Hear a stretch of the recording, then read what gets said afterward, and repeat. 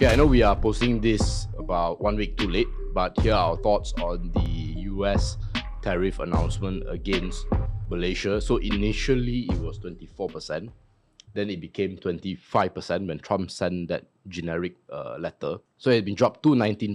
So apparently, some of the contributing factors, the main one I think was the ceasefire agreement with Cambodia and Thailand that Malaysia hosted or facilitated. So that gives us insight also about Trump's deal making. He's actually quite broad in terms of what you can give him, and he will accept, depending on his interests. Yeah. And also you can see that our tariff rate is actually quite similar to our neighboring countries, which is Thailand, Indonesia, and also the Philippines. Yeah. We're all around 19%. So there's like no favoritism. But yeah, we're only a bit higher than allies like Japan and South Korea. But anyhow, this is what Trump is really he is already getting what he wants initially. Because initially he was he imposed like a 26% to 40% each, right? That's right. Then obviously he gave you like the bona or debate of the 10% tariff initially. Then after that he slowly increases. But it appears that the market is already used to it already, or they can accept this kind of level.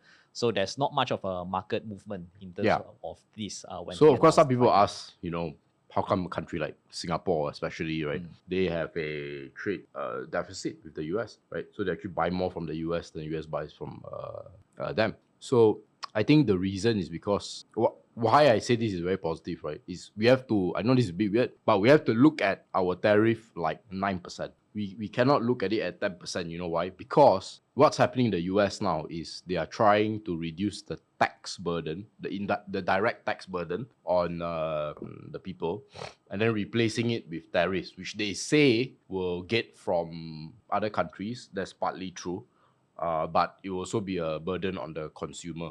So they're really shifting the way they are collecting taxes. So they announced the big beautiful bill, which will have a lot of tax cuts. So that's why they need a bare minimum of 10% for every country, and then anything above is the negotiation. Yep. So yeah, this is I think it is a final tax rate.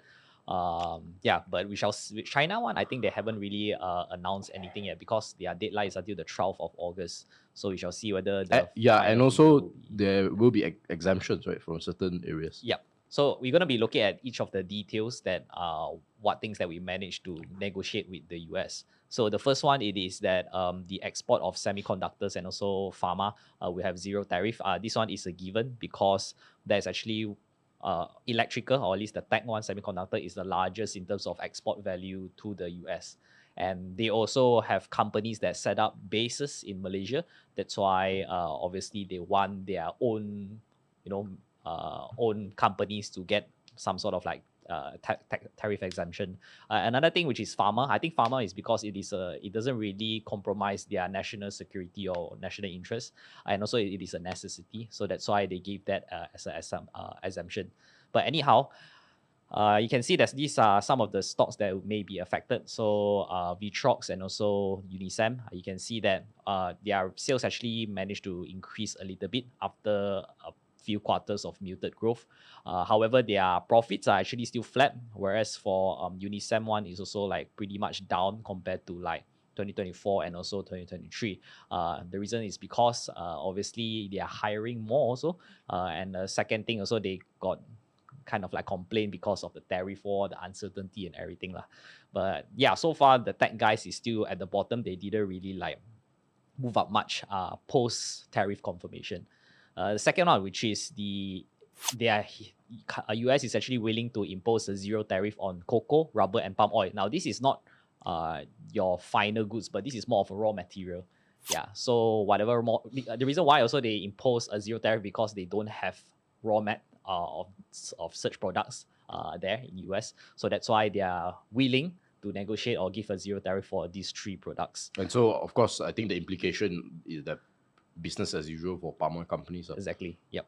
And then the third one, which is more than 11,000 US products produced. That's coming into Malaysia. That's coming into Malaysia will have a zero tariff. But they didn't really specifically say what things. But from what we get from the news, or at least from Mr. Tengku Zafrul, one of the key things is actually the agricultural products. Nice. So yeah, these are the 4 things that will have a zero tariff exemption. So your dairy products, which is according to Google, that's related to cheese, whey, and ice cream. I think there is a lot more, but these are the key main items. And then for fruits, apple, oranges, grapes, strawberries, cherries, poultry, chicken, and also sanitary. This one is a brand name, which is in the US, always and Tampax. Now, what's interesting is that in 2022, actually, we did a ban on US poultry. The reason why we did a ban is because they have this avian influenza coming from the US. So and then I'm not sure whether they got past the halal jakim kind of like department side of things, but I think the Malaysia side is willing to negotiate and then continue to like buy this poultry from the US, despite having all of these uncertainty in terms of like diseases. But hopefully, I think it's so far, I think there isn't any much of a cases about this. But fingers crossed. Well, I mean that's why I guess the Malaysia say it work lah, right? You don't have it, that's why we we ban it. Yeah, and then the 4th one, which is the things that they maintain, or at least we maintain from actually getting removal of excise duty. So we have like auto, tobacco, and also alcohol. This one is given. Auto is because we have our own national car. Yeah. So that's to protect our own domestic interests. Tobacco and alcohol because we are a Muslim country. So that's why this one also it is a given. And then the second last, which is the ease of import process of US halal beef, provided it meets the standards set by JAKIM. So this also is another poultry type of product, which is beef. Last but not least, I think this one is like almost every single countries that negotiated with the US, they are required to buy some Boeing aircrafts. If I'm not mistaken, I think this Japan have like 600 billion, something like that, of commitment. Yeah, so we can see that there's a breakdown over here. But they didn't really show like I didn't check what is the Japan's one, but these are the Southeast Asian countries and also Asian. You can see that Bangladesh need to buy 25 jets, India approximately 100 jets, same as for Vietnam, Indonesia also 79 jets. So maybe, I don't know whether this is Boeing is a buy because he's getting so much of an order, right, from all of these Southeast Asia. Yeah, but it's quite interesting also to see why is Boeing used as a negotiation kind of like tool. Because it's one of their biggest value manufacturing arms. So one of the biggest misunderstanding about the US that people have, and this is perpetrated by the US itself, is that they are like really bad at manufacturing. So if you actually do a Google search or use AI, China has a big percentage of their economy is manufacturing, 30%, right? So with the US, it sounds like when you read the news, right, it sounds like 5%, right? Because they don't do anything and all they do is services. But actually, it's around 17 to 18%, which is it's not so bad. Yeah, it's lower than it should be, but they don't need to go up to like 30%, right? They need to maybe increase it to 25. That's about it. So one of the key things that they manufacture are aircraft parts. That's why you see Boeing. So, and remember, Trump's message is to level up the manufacturing, right, of America. Yeah.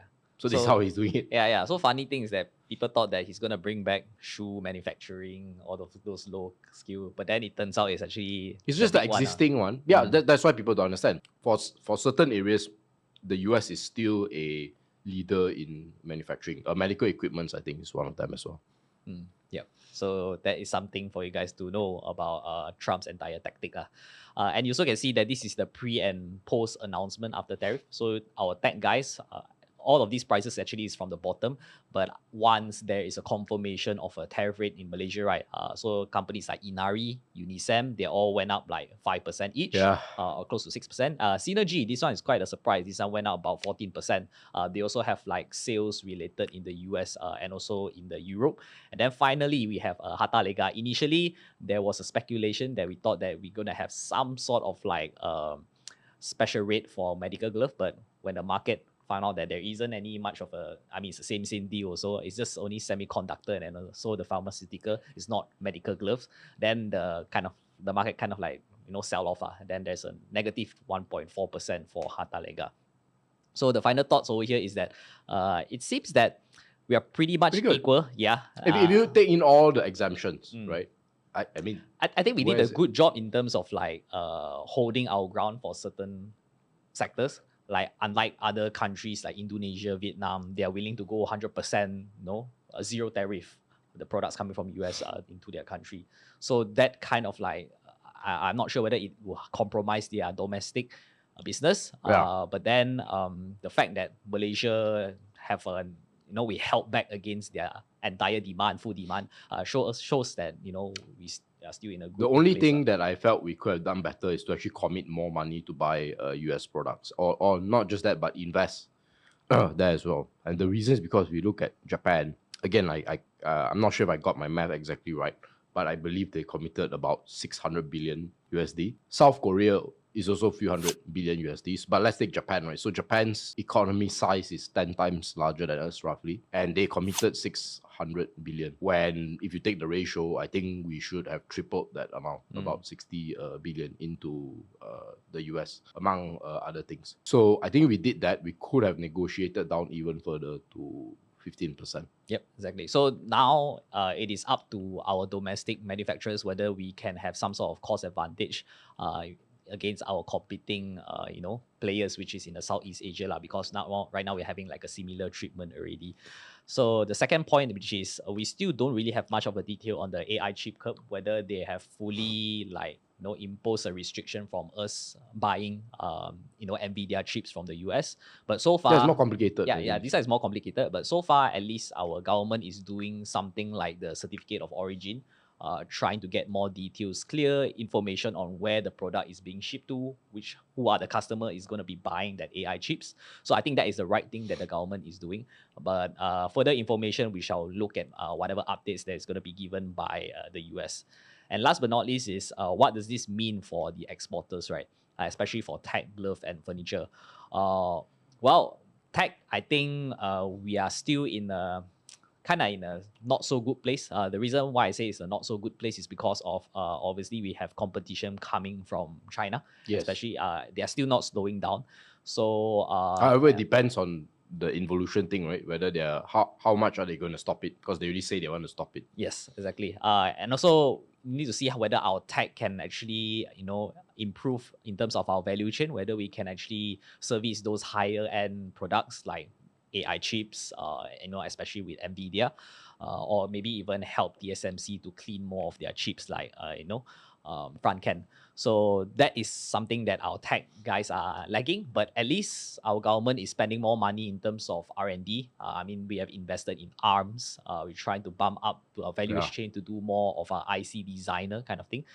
So we shall see whether does that actually bring positive results to our tech guys. For glove, this one, I think we are still in quite a similar place. The China is getting about like a 80% tariff for their medical glove, whereas for Malaysia, assuming we are getting the 19%, right? So it's kind of like there's a big difference. And also in our upcoming big webinar, we're going to be talking about some of the sectors, which glove is one of them.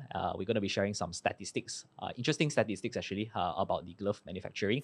So if you want to know more what is going to happen about glove, make sure to join our upcoming webinar. And then last but not least, which is furniture. This one, before the announcement, I was a bit more interested. Because the gap between us and Vietnam was very big. Now the gap is not very big. It's like 5% or 6%, whatever it is. So there's not much of a cost advantage already, given that little tariff. So TLDR... And in Indonesia as well, Yep, correct. So TLDR, I think we don't really have any much of a preference in terms more pain of... for furniture. There's no pain. Yep, exactly. So everything is going to be still muted unless there's a new catalyst that can actually push up these sectors. And just now we talk about the webinar, right? We're going to be having an upcoming webinar, which is about the top strategies to spot multibaggers for the second half of 2025. It's happening next Monday on the 11th of August, 8:30 p.m. And if you want to join, you can actually scan this QR code, or you just go to this bit.ly link over here and register yourself. The seats are running out. I think more than 50% filled already. Yep. So make sure to join next Monday. And also, this is our update for FIRL Pro's performance. You can see that FIRL Pro Malaysia is at 33.82%. Our FIRL Pro Global actually doubled. If you remember our June 2025's performance, is about 6-7%. Right now, it's about 14.65%. Not too bad. One of our stocks that we managed to capture during the April dump, which is the Liberation Day. And that stock actually helped to increase a lot of return for this FIRL Pro Global. Yeah, so we share a lot of the tips and tricks, right, in the webinar on how we actually spot some of this. I think like like John said, in the span of 3 months, right, we doubled some of these stocks. So if you are very interested, do hop onto the webinar.